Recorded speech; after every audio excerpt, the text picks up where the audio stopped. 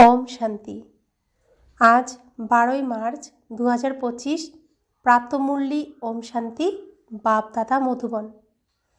बाप दादा बोलছেন, মিঠে মিঠে বাচ্চে, বাবা এখন তোমাদের প্রতিপালন করছেন, পড়াচ্ছেন, ঘরে বসেই রায় দিচ্ছেন। সুতরাং প্রতি কদমে বাবার রায় নিতে থাকো, তবেই উচ্চ পদ পাবে। আজকের মূল্যের প্রশ্ন, সাজার থেকে মুক্তি পাওয়ার জন্য কোন পুরুষার্থ দীর্ঘ সময় ধরে করা উচিত? উত্তর, নষ্ট মোহ হওয়ার। কারো প্রতি যেন আসক্তি মমত্ব না থাকে। নিজের অন্তর্মনকে জিজ্ঞাসা করতে হবে, কারো প্রতি আমার মোহ নেই তো? কোনো পুরানো সম্বন্ধ যেন অন্তিমে স্মরণ না আসে। যোগ বলের দ্বারা সব হিসাবপত্র মিটিয়ে ফেলতে হবে, তবে সাজা ছাড়াই উচ্চ পদ প্রাপ্ত হবে। ওম শান্তি। এখন তোমরা কার সামনে বসে আছো? বাপ দাদার সামনে। যেমন বাবা বলা হয়, তেমনি দাদাও বলতে হয়। বাবা এই দাদার দ্বারাই তোমাদের সামনে বসে আছেন। তোমরা বাইরে থাকলে সেখানেও বাবাকে স্মরণ করতে হয়, চিঠি লিখতে হয়। এখানে তোমরা সামনে আছো, কথাবার্তা বলো। কার সাথে? বাপ দাদার সাথে। তিনি তো হলেন উচ্চ থেকেও উচ্চ অথরিটি। ব্রহ্মা হলেন সাকার আর শিব নিরাকার। এখন তোমরা বুঝেছ উচ্চ থেকে উচ্চতর অথরিটি বাবার কাছ থেকে কিভাবে প্রাপ্ত হয়। অসীম জগতের পিতা, যাকে পতিত পাবন বলে আহ্বান করা হয়, তোমরা এখন প্র্যাকটিক্যালি তার সামনে বসে আছো। তো আমি আত্মা যেমন এই সাকার শরীর, তার মধ্যে রয়েছি আমি আকাশতত্ত্বে বসে আকাশ সিংহাসনে, সেরকম ব্রহ্মা বাবার শরীরে পরমাত্মা শিব বাবা বসে আছেন। তিনি অসীম জগতের পিতা, তিনি আমাদের সামনে বসে আছেন, আমরা তার সামনে বসে আছি। তো বাবা বলছেন,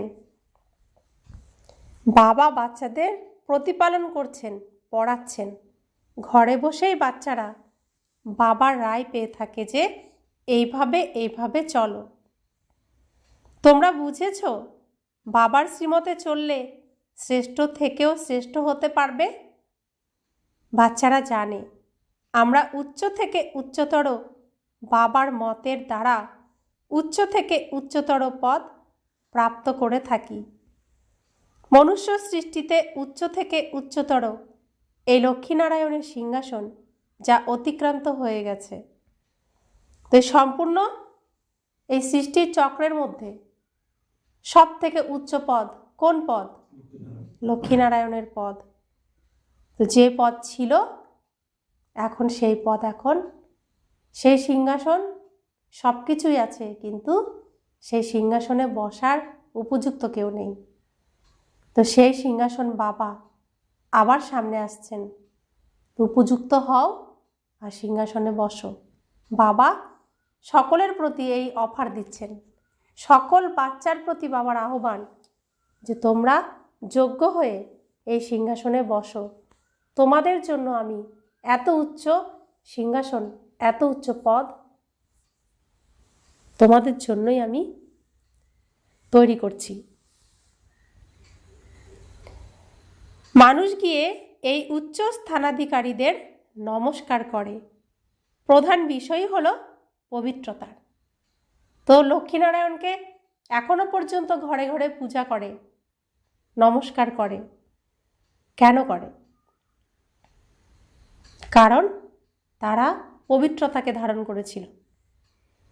তো যে যত পবিত্র হবে সে তত পতিতদের কাছে সম্মান পাবে। অপবিত্ররা পবিত্রতার কাছে সবসময় মাথা নত করে। মানুষ তো সেই মানুষই আছে, কিন্তু কোথায় সেই বিশ্বের মালিক আর কোথায় এখনকার মানুষ? তোমাদের বুদ্ধিতে আছে যে ভারত অবশ্যই 5,000 বছর পূর্বে এমনই ছিল, আর আমরাই বিশ্বের মালিক ছিলাম। যেমন কালকের দিনই যদি আমরা ধরি, ভোরবেলাতেও আমরা ছিলাম, সকালেও আমরা ছিলাম, বিকেলেও আমরাই ছিলাম, সন্ধ্যাবেলাও আমরাই ছিলাম, আবার রাতেও আমরাই ছিলাম, আবার আজকে সকালেও আমরাই আছি। তো সেরকমই সত্য যুগে আমরা ছিলাম, ত্রেতা যুগেও আমরাই ছিলাম, দাপর যুগে আমরাই ছিলাম, কলি যুগে আমরাই ছিলাম, এই সঙ্গম যুগরূপী ভোরবেলা আমরাই আছি। তো সেই আমরাই কালকেও ছিলাম, আজকেও আছি, কালকেও থাকব।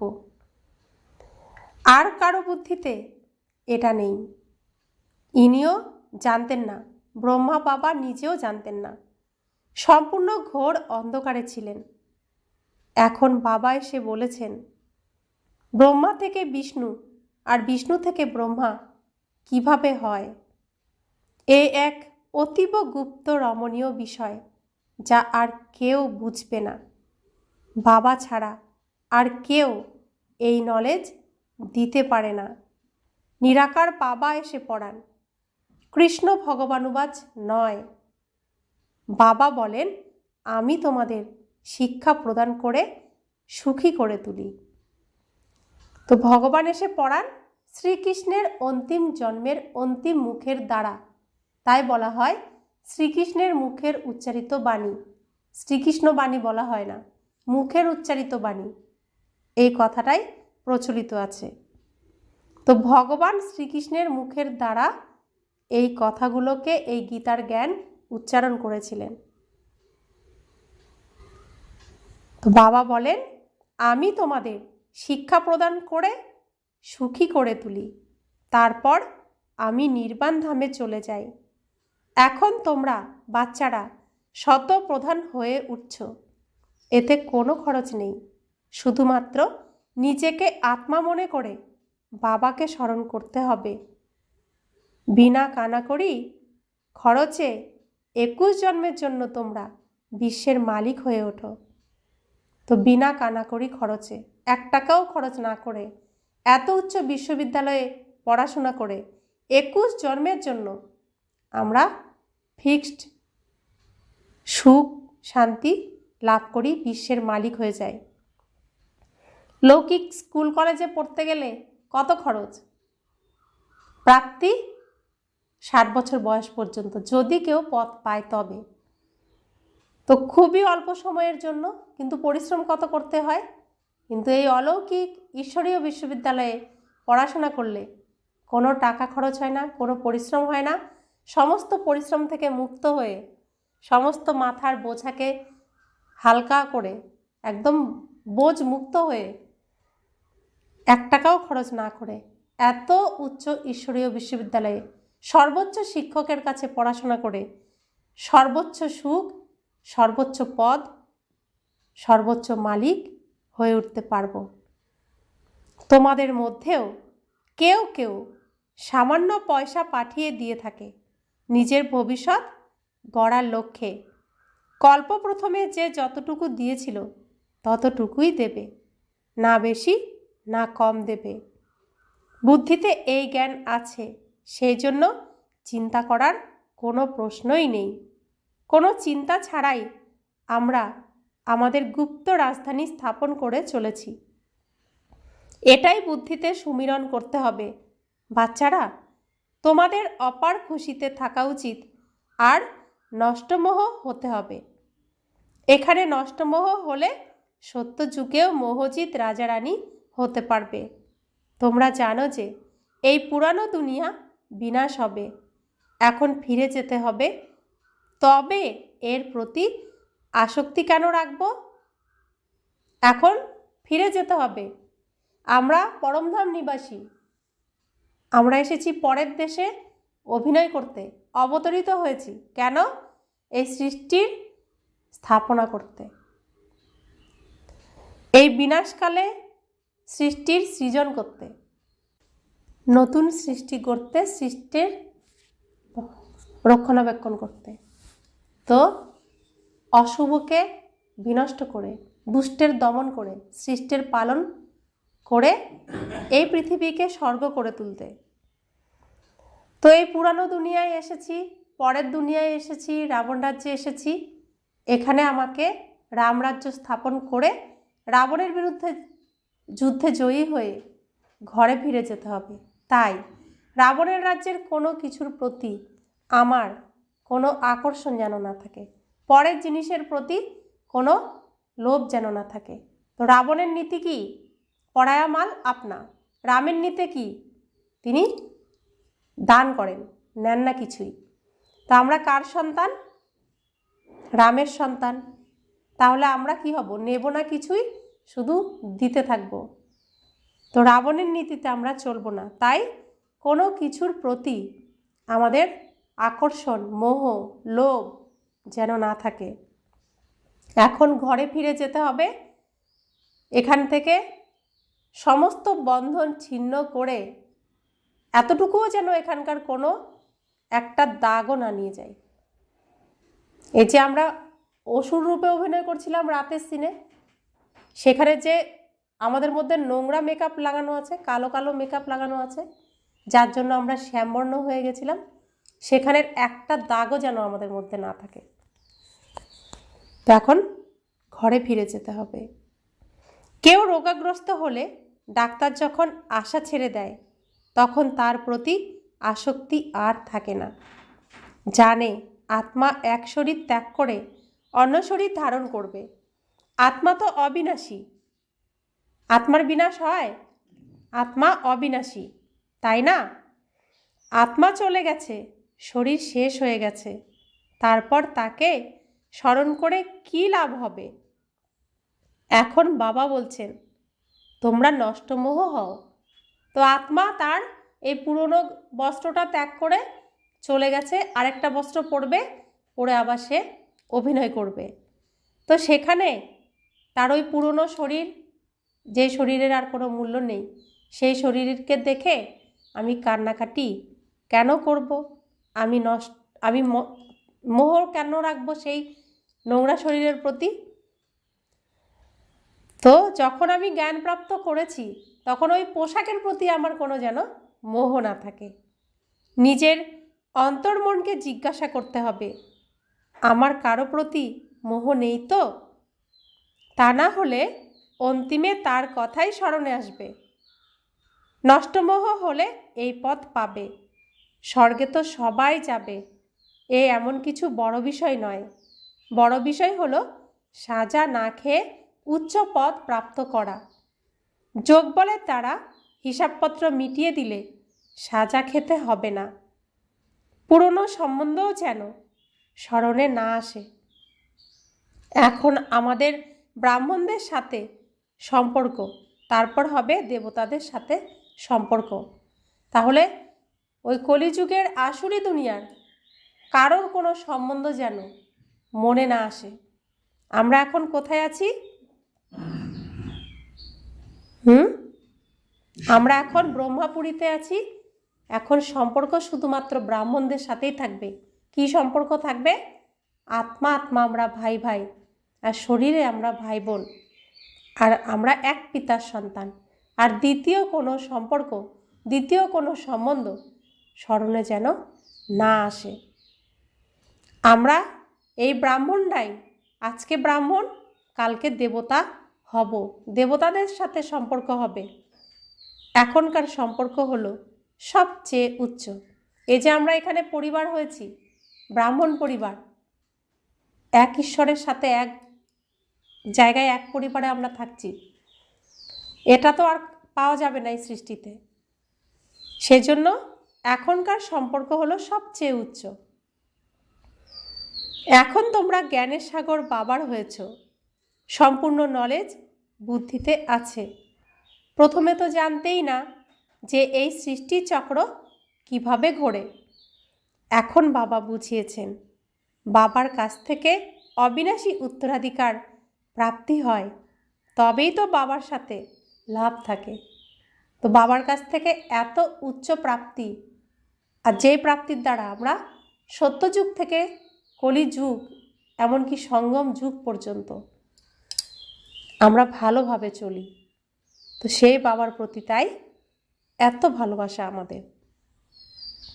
বাবার দ্বারা স্বর্গের বাদশাহী পাওয়া যায়। এনার এই রথ নিশ্চিত। কার রথ নিশ্চিত? শ্রীকৃষ্ণের অন্তিম জন্মের অন্তিম এই শরীর, এই রথকে, এই শরীররূপী রথকেই ভগবান প্রত্যেক কল্পে ব্যবহার করবেন এই স্টেজে, পৃথিবীর রঙ্গমঞ্চে অভিনয় করার জন্য। এটা ফিক্সড, এর কোনো পরিবর্তন হয় না। ভারতেই ভাগীরথ গায়ন আছে, বাবা আসেনও ভারতেই। বাচ্চারা, তোমাদের বুদ্ধিতে এখন 84 জন্মের সিঁড়ির জ্ঞান আছে। তোমরা জেনেছ যে এই 84 চক্র আমাদের ঘুরে আসতেই হবে। 84 চক্র থেকে মুক্তি পেতে পারো না। তোমরা জানো এই সিঁড়ি অবতরণ করতে অনেক সময় লাগে, চড়তে, উত্তরণ করতে, উঠতে শুধুমাত্র এই অন্তিম জন্ম লাগে। সেজন্য বলা হয় তোমরা ত্রিলোকীনাথ, ত্রিকালদর্শী হয়ে ওঠো। আগে কি তোমরা জানতে যে আমরা ত্রিলোকীনাথ হতে যাচ্ছি? এখন বাবাকে পেয়েছ, তিনি শিক্ষা প্রদান করছেন, তবেই তোমরা বুঝতে পেরেছ।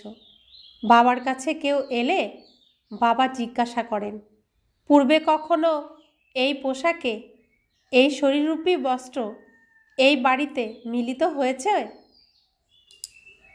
আমরা পূর্বে এই বাড়িতে এই বস্ত্র পরিধান করে, অর্থাৎ এই শরীর রূপে মিলিত হয়েছি?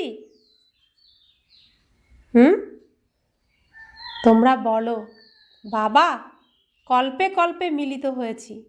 সুতরাং বোঝা যায় ব্রহ্মা কুমারী সঠিক বুঝিয়েছে। এখন তোমরা বাচ্চারা স্বর্গের বৃক্ষ সামনে দেখতে পাচ্ছ, কাছেই, তাই না? মানুষ বাবাকে বলে থাকে নাম রূপহীন। বাচ্চারা, তবে কোথা থেকে আসবে? তো এখন বোঝা যাচ্ছে, কালকেই আমরা ছিলাম সত্যযুগে, মনে হচ্ছে কালকেই ছিলাম, আবার আমরা কালকে থাকব। তো বাবা বলছেন, মানুষ বাবাকে বলে থাকে, ভগবানকে বলে থাকে তিনি নাম রূপহীন। তাহলে বাচ্চারা কোথা থেকে আসবে? ওরাও তবে নাম রূপ থেকে আলাদা হয়ে যাবে, কারণ তারাও তো ভগবানের সন্তান। শব্দ যা বলে সম্পূর্ণ ভুল। যারা কল্পপূর্বে বুঝেছিল তাদের বুদ্ধিতেই বসবে। প্রদর্শনীতে দেখো কত রকমের মানুষ আসে। কেউ তো কিছু শুনেই লিখে দেয় এই সবই কল্পনা। তখন বোঝা যায় এ আমাদের কুলের নয়, ঈশ্বরীয় কুলের নয়। অনেক রকমের মানুষ আছে। তোমাদের বুদ্ধিতে সম্পূর্ণ ঝাড়, ড্রামা, 84 চক্র সম্পূর্ণ ঢুকে গেছে। এখন শুধু পুরুষার্থ করতে হবে, সেটাও ড্রামা অনুসারে হয় এবং পূর্ব নির্ধারিত। এমনটা নয় ড্রামায় পুরুষার্থ থাকলে হবে, এটা বলা ভুল। ড্রামাকে যে সম্পূর্ণ বোঝে না তাকে নাস্তিক বলা হয়। বাবার প্রতি তার ভালোবাসা থাকে না। ড্রামার রহস্যকে উল্টো বোঝার কারণে অধঃপতন হয়। বোঝা যায় ভাগ্যে নেই, অনেক রকম বিঘ্ন আসবে। সেই সব বিঘ্নকে পরোয়া করা উচিত নয়। বাবা বলেন, ভালো কথা যে শোনায় সেটাই শোনো। বাবাকে স্মরণ করলে অতীব খুশি থাকবে। তোমাদের বুদ্ধিতে আছে এখন 84 চক্র সম্পূর্ণ হতে চলেছে। ফিরে যেতে হবে নিজের ঘরে। নিজের সাথে এমনই সব কথা বলা উচিত। পতিত অবস্থায় তো তোমরা যেতে পারবে না। প্রথমে নিশ্চয় সাজন থাকবে, পিছনে থাকবে বরযাত্রী। গাওয়াও হয়ে থাকে ভোলানাথের বরযাত্রী। সবাইকে নম্বর অনুসারে যেতে হবে। এত আপনাদের ঝাঁক নম্বর অনুসারে কিভাবে যাবে? মানুষ পৃথিবীতে কত জায়গা অধিগ্রহণ করে থাকে, কত ফার্নিচার, সম্পত্তি ইত্যাদি চায়। আত্মা তো বিন্দু। আত্মার কি চাই? কিছুই না। আত্মা কত ছোট জায়গা নেয়। এই সাকারী বৃক্ষ আর নিরাকারী বৃক্ষের মধ্যে কত পার্থক্য। এটা হলো বিন্দুদের বৃক্ষ, আত্মাদের বৃক্ষ। এইসব বিষয় বাবা সবই বুদ্ধিতে ঢুকিয়ে দেন। তোমরা ছাড়া এই বিষয় দুনিয়াতে আর কেউ শুনবে না। বাবা এখন নিজের ঘর আর রাজধানী স্মরণ করিয়ে দিচ্ছেন। তোমরা বাচ্চারা রচয়িতাকে জেনে সৃষ্টি চক্রের আদি মধ্য অন্তকে জানতে পারো। তোমরা হলে ত্রিকালদর্শী, আস্তিক। দুনিয়াতে কেউ আস্তিক নেই। ওটা হলো সীমিত জগতের পড়াশোনা, এ হলো অসীম জগতের ঈশ্বরীয় পড়াশোনা। ওখানে অনেক টিচার্স পড়ান, এখানে একজন টিচারই পড়ান, যা অত্যন্ত ওয়ান্ডারফুল। লৌকিকে একটা স্কুল বা ইউনিভার্সিটিতে কত টিচার পড়ান না, আর এখানে একজন টিচার সব সাবজেক্ট পড়ান। হ্যাঁ, লৌকিকে পড়াশোনা করতে কত খরচা, কত চিন্তা, পাস করা, ফেল করা, যে টিচার তার ফিস দেওয়া, স্কুলের ফিস দেওয়া, তারপরে এত এত বই, বইয়ের বোঝা, সব বই পড়াশোনা করে মুখস্থ করা। তো না, পড়তে যাওয়া মানেই টেনশান, পিতামাতারও টেনশান, স্টুডেন্টেরও টেনশান, আর শিক্ষকেরও টেনশান, প্রত্যেকেরই চিন্তা। কিন্তু এই অলৌকিক ঈশ্বরী বিশ্ববিদ্যালয়ে কেমন? না 1 টাকা খরচ আছে, না একটা বই আছে, না টিচারের কোনো ফিজ আছে, না ইউনিভার্সিটির কোনো বা স্কুলের কোনো ফিজ আছে, না পড়া মুখস্থ করে আসতে হবে। আছে কিছু? কোনো বোঝা আছে? বরং যে বোঝা নিয়ে আমরা এই ঈশ্বরী বিশ্ববিদ্যালয়ে ঢুকি, আমাদের টিচার সেই বোঝাকে আমাদের মাথার থেকে নামিয়ে নিজে নেন আর আমাদেরকে পুরো বোঝমুক্ত হালকা করে দেন। কত ওয়ান্ডারফুল। ওই স্কুলে গেলে বোঝা মাথায় চাপে, আর এই স্কুলে আসলে, ঈশ্বরীয় স্কুলে আসলে বোঝা মাথার থেকে নামে, 1 পয়সাও খরচ ছাড়া, একটু কষ্ট করা ছাড়া, কোনো পরিশ্রম ছাড়াই। তো কত ওয়ান্ডারফুল। ইনি হলেন বাবা, টিচার এবং গুরুও। এই টিচার হলেন সম্পূর্ণ বিশ্বের। কিন্তু সবাই তো পড়বে না। বাবাকে সবাই জেনে গেলে অধিকাংশই ছুটবে বাপদাদাকে দেখার জন্য। গ্রেট গ্রেট গ্র্যান্ডফাদার অ্যাডমে বাবা এসেছেন, সুতরাং ছুটে ছুটে আসবে। এটা খ্রিস্টানরা বলে। অ্যাডম, এভ, ব্রহ্মা হচ্ছে ওদের এভ, আর অ্যাডম হচ্ছে ব্রহ্মা, আর এভ হচ্ছে সরস্বতী। আর আমাদের এই ব্রহ্মা শরীরেই বাবা আসেন। তো যখন সবাই চিনে যাবে যে এর মধ্যে ভগবান এসেছে, এখানেই ভগবান, তখন ছুটে ছুটে এসে এখানে এত ভিড় করবে। আমরা কি পড়াশোনা করতে পারবো? পড়াশোনা করতে পারবো না। তারা তো এই সৃষ্টি পরিবর্তনের দায়িত্ব নেয়নি। দায়িত্ব কাদের উপর দিয়েছে? আমাদের উপর। আমরা সিলেক্টেড। সেই জন্য বাবা সকলের মধ্যে আমাদেরকে বাঁচিয়ে, এত ভিড়ের মধ্যেও আমাদেরকে নিরিবিলিতে, কত বাবা অ্যাটেনশানের সাথে আমাদের কত যত্ন করে, কত খেয়াল করে, কতভাবে সুরক্ষিত রেখে তারপরে পড়াশোনা করাচ্ছেন। তো আমরা সুরক্ষিতভাবেই তো পড়াশোনা করছি। এই দুনিয়ার এত ভিড়ের মধ্যেও নিরিবিলি স্থান বাবা তৈরি করেছেন। আর সেই নিরিবিলি স্থানে এই অল্প সংখ্যক স্টুডেন্ট আমরা পড়াশোনা করছি। এটা কম সৌভাগ্যের কথা? তো বাবা বলছেন, বাবার প্রত্যক্ষতা তখনই হয় যখন লড়াই শুরু হয়, তারপর কেউ আসতেও পারে না। তোমরা জানো অনেক ধর্মের বিনাশ হবে। সর্বপ্রথম এক ভারতই ছিল, আর কোনো খণ্ড ছিল না। তাহলে অনেক ধর্মের বিনাশ হবে। কখন অনেক ধর্মের বিনাশ হবে? আমি যখন দেহের ধর্মকে ভুলবো। আমি বা আমরা প্রত্যেক ব্রাহ্মণ বাচ্চা যখন নিজের দেহের ধর্মকে ভুলবো তখন অনেক ধর্মের বিনাশ ঘটবে। সবটাই আমাদের উপর নির্ভর করছে। আমাদের দেহের ধর্ম অনেক, তো পৃথিবীতেও অনেক ধর্ম। যখন আমি আমার দেহের সমস্ত ধর্মকে ভুলে এক আত্মার ধর্মে থাকব, তখনই এখানে এক ধর্মের স্থাপন সম্পূর্ণভাবে সম্ভব হবে। তাহলে আমাদের উপর কত বড় দায়িত্ব। তো বাবা কেন পারছেন না এখনো সব ধর্মের বিনাশ ঘটিয়ে এক ধর্মের স্থাপনা করতে? আমরা আমাদের এক ধর্মে নিজেকে স্থির করছি না, সেই জন্য বাবা পারছেন না করতে, সময় লাগছে। তো বাবা বলছেন, সর্বপ্রথম এক ভারতই ছিল, আর কোনো খণ্ড ছিল না। যখন আমরা এই পৃথিবীতে আসি তখন আমার নামও থাকে না, আমি ভগবানের ঘর থেকে আসি, একেই থাকি, তাই না?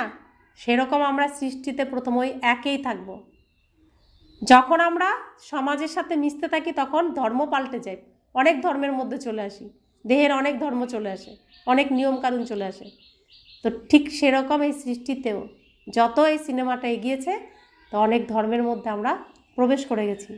এখন আবার আমাদেরকে নিজের মূল স্বধর্মে মূল রূপে ফিরতে হবে, শরীরের সমস্ত ধর্মকে ভুলতে হবে, তবেই এখানে এক ধর্মের স্থাপনা হবে। তোমাদের বুদ্ধিতে এখন ভক্তিমার্গের বিষয়ও আছে। বুদ্ধি তো ভুলে যেতে পারে না, কিন্তু স্মরণ থাকলেও জ্ঞান আছে যে ভক্তির পাঠ সম্পূর্ণ হয়েছে, এখন আমাদের ফিরে যেতে হবে। এই দুনিয়ায় আর থাকবো না, ঘরে যাওয়ার জন্য তো খুশি হওয়া উচিত, তাই না? বাচ্চারা, তোমাদের বোঝানো হয়েছে যে এখন তোমাদের বানপ্রস্থ অবস্থা, তোমরা দুটো পয়সা এই রাজধানী স্থাপন করার কাজে লাগাচ্ছ, হুবহু কল্পপূর্বের দৃষ্টান্ত অনুযায়ী। তোমরাও হুবহু কল্পপূর্বে যারা ছিলে, বাবাকেও তোমরা কল্পপূর্বের বলে থাকো। আমরা প্রতি কল্পে কল্পে বাবার কাছে পড়াশোনা করি, শ্রীমতে চলে শ্রেষ্ঠ হতে হবে। এসব বিষয় আর কারো বুদ্ধিতে ধারণ হবে না। তোমাদের খুশি এটাই যে আমরা শ্রীমত অনুসারে নিজেদের রাজধানী স্থাপন করছি। বাবা শুধু বলেন পবিত্র হও, তোমরা পবিত্র হলে সম্পূর্ণ দুনিয়া পবিত্র হবে, সবাই ফিরে যাবে। বাকি বিষয় নিয়ে আমরা কেন ভাবব? তো আমার দায়িত্ব, এই রাস্তা আমাকে বানাতে হবে, অর্থাৎ আমাদেরকে বানাতে হবে। আর এই রাস্তা যখনই তৈরি হবে তখন ওই আমার অবুঝ ভাইয়েরা এই রাস্তা দিয়ে যাবে। তো কত বড় দায়িত্ব আমাদের। তো বাবা বলছেন, কিভাবে সাজা খাবে, কি হবে, এতে আমাদের কি যায় আসে? আমাদের শুধু নিজের ব্যাপারে ভাবতে হবে, অন্যান্য ধর্মের ব্যাপারে আমরা কেন ভাবতে যাব? আমরা হলাম আদি সনাতন দেবী দেবতা ধর্মের। বাস্তবে এর নাম ভারত, কিন্তু হিন্দুস্তান নাম রাখা হয়েছে। হিন্দু কোনো ধর্ম নয়।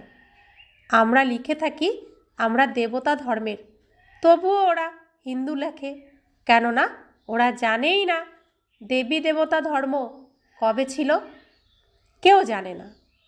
এখন অসংখ্য বিকে, সুতরাং এটা তো একটা পরিবার, তাই না? ঘর হয়ে গেল তো। ব্রহ্মা হলেন প্রজাপিতা, সবার গ্রেট গ্রেট গ্র্যান্ডফাদার। সর্বপ্রথম তোমরা ব্রাহ্মণ হও, তারপর বর্ণতে আসো, তারপর আমরা ব্রাহ্মণ বর্ণে আসি। এটা তোমাদের কলেজ বা ইউনিভার্সিটি এবং হাসপাতাল। গাওয়াও হয়ে থাকে, জ্ঞান অঞ্জন দিয়েছেন সদ্গুরু, অজ্ঞান অন্ধকার বিনাশ। তো এই শরীর হলো আমাদের গাড়ি, তো এই গাড়ির প্রত্যেক পার্টসের জন্য মেকানিক আছে। তাহলে আমি যে আত্মা, আমার যখন মন ভেঙে যায়, তো মন ভেঙে গেলে হাসপাতাল কোথায় আছে? এই মনের সার্জারি করার জন্য, চিকিৎসা করার জন্য এটাই হলো সেই হাসপাতাল, যেখানে মনের চিকিৎসা হয়, সার্জারি করা হয়, জোড়া দেওয়া হয়। মলম লাগানো হয়, পরিচর্যা করা হয়। কে করেন? স্বয়ং ভগবান, আমার পিতা নিজে দায়িত্ব করে অতি ভালোবাসার সাথে। সেজন্য এই ইউনিভার্সিটি কাম হসপিটাল খোলো। গাওয়াও হয়ে থাকে, জ্ঞান অঞ্জন দিয়েছেন সদ্গুরু। তারপর কি হলো? অজ্ঞান অন্ধকার বিনাশ হয়ে গেল। যোগ বলের দ্বারা তোমরা এবার হেলদি, এবার ওয়েলদি হও। নেচার কিওর করায় না, নেচার কিওর করায় না। এখন তোমাদের আত্মা কিওর হলে শরীরও কিওর হয়ে যাবে। এ হলো স্পিরিচুয়াল নেচার কিওর। তো বলছে ওই প্রকৃতি কিন্তু কিওর করাচ্ছে না। আমি আত্মা যতটা পরিষ্কার হব, আমার দেহ ততটা সুস্থ হবে। তো সবটাই হলো আত্মার উপরে। তা আত্মাকে পরিষ্কার করো, তুমিও সুস্থ থাকবে। আর এটা কে করবে? বাবা করাচ্ছেন যোগ বলের দ্বারা। তার সূর্যের, তিনি জ্ঞান সূর্য, তিনি সুখের সূর্য, তিনি শান্তির সূর্য। তার কিরণ যখন আমার উপর পড়বে তখন সমস্ত নোংরা পরিষ্কার হবে। তো বাবা বলছেন এ হলো spiritual nature cure. Health, wealth, happiness 21 জন্মের জন্য প্রাপ্তি হবে। উপরে নাম লেখো রুহানি নেচার কিওর। মানুষকে পবিত্র করে তোলার যুক্তি লিখলে কোনো আপত্তি থাকতে পারে না। আত্মা পতিত হয়ে গেছে, তবেই তো আহ্বান করে থাকে, তাই না? আত্মা প্রথমে সত্যপ্রধান পবিত্র ছিল, তারপর অপবিত্র হয়ে গেছে। আবার পবিত্র কিভাবে হবে? ভগবানুবাচ মন মনা ভব। আমাকে স্মরণ করলে আমি গ্যারান্টি দিচ্ছি তোমরা পবিত্র হয়ে যাবে। বাবা কত যুক্তি বলে দেন, এমন এমন বোর্ড টাঙাও, কিন্তু কেউই এমন বোর্ড টাঙায়নি। তো বাবা এসে আমাদেরকে কত রকমভাবে যুক্তি বলে দিচ্ছেন। আর এমন করে এই পৃথিবীতে যতই মহান আত্মা, পূর্ণ আত্মা, উচ্চ পদাধিকারী যে কেউই থাকুক না কেন, কেউ দায়িত্ব নিয়ে বলবে না যে আমাকে স্মরণ করলে আমি গ্যারান্টি দিচ্ছি তোমরা কি হবে? সম্পূর্ণ পবিত্র হয়ে যাবে। শুধু স্মরণের দ্বারাই আমরা পবিত্র হয়ে যাব, এমন দায়িত্ব ভগবান ছাড়া আর কেউ নিতে পারবেন? কেউ বলতে পারবেন? তো বাবা বলছেন যে তোমরা আমি যেমন যেমন বলি তেমনভাবে বোর্ড টাঙাও না। চিত্রই মুখ্য হিসেবে ব্যবহার করেছে। ভিতরে যে কেউ আসুক না কেন তাকে বলো আপনি হলেন আত্মা, পরমধাম নিবাসী। এখানে এই শরীর ধারণ করেছেন নিজে পার্ট প্লে করার জন্য। এই শরীর তো বিনাশী, তাই না? বাবাকে স্মরণ করলে বিকর্ম বিনাশ হবে। এখন আপনার আত্মা অপবিত্র, পবিত্র হলে ঘরে যেতে পারবেন, অপবিত্র থাকলে ঘরে যেতে পারবেন না। বোঝানো তো অতি সহজ। যারা কল্পপূর্বে ছিল তারাই এসে ফুল তৈরি হবে, এতে ভয় পাওয়ার কিছু নেই। তোমরা তো সুন্দর সুন্দর কথা লেখো, ওদের গুরুরাও মন্ত্র দেয়, তাই না? বাবাও মনমনা ভব মন্ত্র দেন, তারপর রচয়িতা আর রচনার রহস্য বুঝিয়ে বলেন। গৃহস্থ ব্যবহারের থেকেও শুধুমাত্র স্মরণ করো, অন্যকেও বাবার পরিচয় দাও, লাইট হাউস হয়ে ওঠো। তো প্রত্যেকে লাইটের হাউস হয়ে ওঠো, নিজেকে সম্পূর্ণ পরিষ্কার করে ফরিস্তা স্বরূপ, লাইটের স্বরূপে নিজেকে তৈরি করো। তো অন্ধকারে সবাই লাইটের দিকেই তো তাকাবে, আর তখন বুঝতে পারবে এটাই সেই রাস্তা, আমি এই রাস্তাতেই যাব। বাচ্চারা, দেহি অভিমানী হওয়ার জন্য তোমাদের গুপ্ত পরিশ্রম করতে হবে। দেহি অভিমানী অর্থাৎ দেহের ধর্মকে ভুলতে হবে। তো দেহি অভিমানী হওয়ার জন্য তোমাদের গুপ্ত পরিশ্রম করতে হবে। যেমন বাবা জানেন আমি আত্মাদের পড়াচ্ছি, তেমনই বাচ্চারা তোমরাও আত্ম অভিমানী হওয়ার পুরুষার্থ করো। মুখে শিব শিব বলার প্রয়োজন নেই, নিজেকে আত্মা মনে করে বাবাকে স্মরণ করতে হবে, কেননা মাথার উপরে অনেক পাপের বোঝা সঞ্চিত হয়ে আছে। স্মরণের দ্বারাই পবিত্র হতে পারবে। কল্পপূর্বেও যে যে যেমন অবিনাশী উত্তরাধিকার প্রাপ্ত করেছিল তারাই নিজের নিজের সময় অনুসারে নেবে, পরিবর্তন কিছুই হবে না। প্রধান বিষয়ই হলো দেহি অভিমানী হয়ে বাবাকে স্মরণ করা, তবেই মায়ার থাপ্পড় খেতে হবে না, মায়ার থাপ্পড় থেকে বেঁচে যাবে। দেহ অভিমান থাকলে কিছু না কিছু বিকর্ম হবেই, তারপর শতগুণ পাপ হবে। সিঁড়ি দিয়ে নামতে 84 জন্ম অতিবাহিত হয়ে যায়, তারপর উত্তরণের কলা একটা জন্মেই হয়।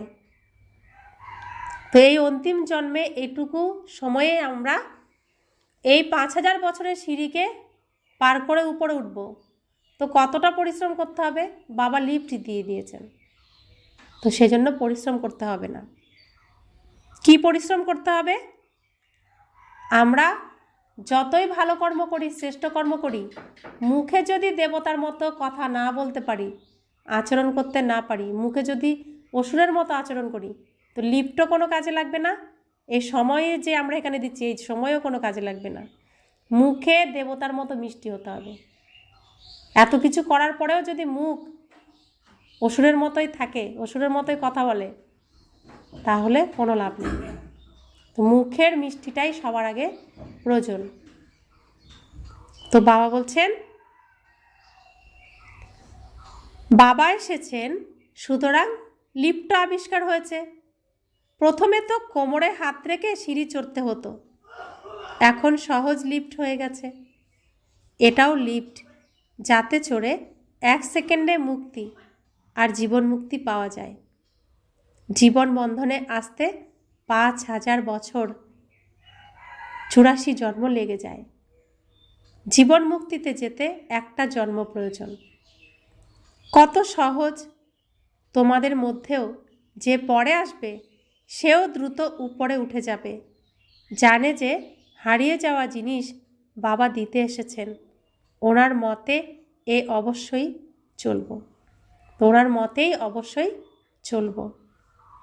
তাহলে বাবা কি বলছেন আমাদেরকে? খুব মিষ্টি হতে, খুব মধুর হতে। যদি মুখে মধুর না হতে পারি, মুখে মিষ্টি না হতে পারি, তাহলে কিছুই আমাদের হবে না। अच्छा, मीठे मीठे सिकिला दे बच्चों प्रति माता पिता बाप दादा का याद प्यार और गुड मॉर्निंग। रूहानी बाप की रूहानी बच्चों को नमस्ते। हम रूहानी बच्चों की रूहानी माता पिता बाप दादा को याद प्यार, गुड मॉर्निंग और नमस्ते नमस्ते नमस्ते। शुक्रिया बाबा, शुक्रिया बाबा, शुक्रिया। धारणार जन्य मुख्य सार, कोनो चिंता छाड़ाई নিজেদের গুপ্ত রাজধানী শ্রীমত অনুসারে স্থাপন করতে হবে। বিঘ্নকে পরোয়া করা উচিত নয়। বুদ্ধিতে যেন থাকে কল্পপ্রথমে যারা সহযোগ দিয়েছিল তারাই আবারও অবশ্যই সাহায্য করবে, চিন্তার কোনো কারণ নেই। দ্বিতীয় ধারণা, সবসময় খুশিতে থাকা উচিত এই ভেবে যে এখন আমাদের বানপ্রস্থ অবস্থা, আমরা ঘরে ফিরতে চলেছি। আত্ম অভিমানী হওয়ার জন্য অতীব গুপ্ত পুরুষার্থ করতে হবে, কোনো বিকর্ম করা উচিত নয়। তো আমরা যে শরীরে রয়েছি, শরীরটা কি? চিত্র। আর শরীরের মধ্যে আমি কে? গুপ্ত। চিত্রগুপ্ত না, গুপ্তকে আমি আত্মা। তো এই চিত্রগুপ্তের খাতার মধ্যে কত কিছু আছে? 84 জন্মের সমস্ত পার্টের রেকর্ডিং রয়েছে না? তাহলে আমি আত্মাই তো চিত্রগুপ্ত। তো এই চিত্রগুপ্তের খাতা খুলে দেখো, কাল তোমরা কি কি করেছিলে, আজ তোমরা কি কি করছো, কালকে তুমি কোথায় যাবে, এই চিত্রগুপ্তের খাতাতে সব আছে। তো বাবা বলছেন যে গুপ্ত পুরুষার্থ করতে হবে। তোমার এই গুপ্ত রেকর্ড খাতাটাকে খোলো, খুলে তুমি নিজের পুরুষার্থ নিজেই করতে পারবে। তো গুপ্তভাবে পুরুষার্থ করে আমাদেরকে কোথায় যেতে হবে? বাড়ি ফিরতে হবে। এখন আবার বৈকুণ্ঠে আসতে হবে। কোনো বিকর্ম করা উচিত নয়। তো তুমি চিত্রগুপ্তের খাতা বের করো, খাতা খোলো, তাহলে দেখবে কোনো বিকর্ম আর হবে না। বরদান: যে কোনো ভয়ঙ্কর সমস্যাকে শীতল বানিয়ে সম্পূর্ণ নিশ্চয় বুদ্ধি ভব। যেরকম বাবার প্রতি নিশ্চয় আছে, সেরকম নিজের প্রতি এবং ড্রামার প্রতিও নিশ্চয় থাকবে। নিজের মধ্যে যদি দুর্বল সংকল্প উৎপন্ন হয়, তাহলে দুর্বল সংস্কার হয়ে যাবে। এই জন্য ব্যর্থ সংকল্পরূপী দুর্বলতার জার্মস, জীবাণু নিজের মধ্যে প্রবেশ হতে দেবে না। সাথে সাথে যা কিছু ড্রামার সিন দেখছো, দোলাচলের সিনেও কল্যাণের অনুভব হবে। বাতাবরণ যদি দোদুল্যমান হয়, সমস্যা যদি ভয়ঙ্কর হয়, তখন নিশ্চয় বুদ্ধি বিজয়ী হও, তাহলে ভয়ঙ্কর সমস্যাও শীতল হয়ে যাবে। যে কোনো সিন আসুক, পরিস্থিতি আসুক, আমার বিজয় নিশ্চিত। আমি কল্পপূর্বেও বিজয়ী আত্মা, এখনও আমি বিজয়ী আত্মা। আমি বিজয়ী বলেই তো সত্যযুগ আসবে। আমাদের বিজয়ের এই ঝান্ডা উড়বে, তবেই তো সত্যযুগ আসবে। তো আমরা জন্মগতভাবেই বিজয়ী। তো সফলতা আমাদের জন্মসিদ্ধ অধিকার। যেদিন এখানে জন্মগ্রহণ করেছি, সেদিন থেকেই আমি সফল বিজয়ী আত্মা। তাই সামনে মায়া যত স্থিতি আনুক না কেন, সেই স্থিতি সামান্য সময়ের জন্য, অল্প সময়ের জন্য, ক্ষণিকের জন্য। তো সেই সিনকে দেখে ভয় পাবো না। তখন ভাবতে হবে যা কিছুই ঘটছে তার পিছনে অনেক বড় কল্যাণ আছে। স্লোগান: বাবা আর সেবার প্রতি যার ভালোবাসা আছে, পরিবারের ভালোবাসা সততই তার প্রাপ্ত হয়। যে বাবাকে ভালোবাসবে, সেই ঈশ্বরীয় সেবাও ভালোবাসবে। আর যে ঈশ্বরীয় সেবা করবে, তাকে এই পরিবারের সবাই ভালোবাসবে। চাইতে হবে না যে আমাকে ভালোবাসে না, আমার সঙ্গে ভালো করে কথা বলে না, এমনিতেই সবাই ভালোবাসবে। তো আজকের অব্যক্ত ইশারা: সত্যতা আর সভ্যতারূপী কালচারকে ধারণ করো। যেরকম পরমাত্মা হলেন এক, এটা ভিন্ন ভিন্ন ধর্মাত্রাও মনে করে। এরকম যথার্থ সত্য জ্ঞান এক বাবারই, বা রাস্তা একটাই। এই আওয়াজ যখন শক্তিশালী হবে, তখন আত্মাদের বিনাশী অস্থায়ী আশ্রয়দাতার প্রতি উদ্ভ্রান্ত হওয়া বন্ধ হবে। এখন এটা মনে করে যে এটাও হলো একটা রাস্তা, ভালো রাস্তা। কিন্তু সর্বশেষ কথা হলো, এক বাবার একটাই পরিচয়, একটাই রাস্তা। এই সত্যতার পরিচয়ের বা সত্য জ্ঞানের শক্তি চারিদিকে ছড়িয়ে দাও, তখন প্রত্যক্ষতার ঝান্ডার নিচে সকল আত্মারা আশ্রয় নিতে পারবে। তো পথ তো এটাই, এই পথ দিয়েই সকলকে যেতে হবে। পিতা এক, বাড়ি এক, রাস্তাও এক। তো যখন সবাই জানবে যে এটাই সঠিক রাস্তা, এই রাস্তাতেই যেতে হবে, তখন সবাই এই রাস্তাতে আসবে। এই রাস্তা চেনাবে কে? তো বাবা বলছেন, তোমরা লাইট হাউস হও, তোমাদের মধ্যে যেন অন্ধকার না থাকে। তোমরা যখন পুরো লাইটের হবে, তখন অন্ধকারে যারা আছে এই রাস্তায়, এই লাইটের দিকেই সবাই আসবে। একজন লাইট জ্বালালে হবে? একটা প্রদীপ জ্বললে হবে? পুরো ঘরকে প্রত্যেকের লাইট জ্বালিয়ে এটাকে সূর্যের মতো তেজময় বানাতে হবে। এটা হবে দুর্গ। এই দুর্গের দ্বারাই এই রাবণের বিরুদ্ধে যুদ্ধে আমরা জয়ী হব। তো প্রত্যেকের কত দায়িত্ব, আর দায়িত্ব প্রত্যেকের পালনও করতে হবে। সে সাজা খেয়ে হোক, স্বইচ্ছায় হোক, করতেই হবে। তো সবাই খুশি মনে এত শ্রেষ্ঠ কর্মের সুযোগ, সৌভাগ্য প্রাপ্ত করেছি। এই সৌভাগ্যকে কাজে লাগাও, সফল করো, আর বাবার নামকে উজ্জ্বল করো, আর শ্রীকৃষ্ণের মুখের উচ্চারিত বাণীকে সত্য প্রমাণ করো। এটাই আমাদের এখন কর্তব্য, শ্রেষ্ঠ কর্ম। ওম শান্তি।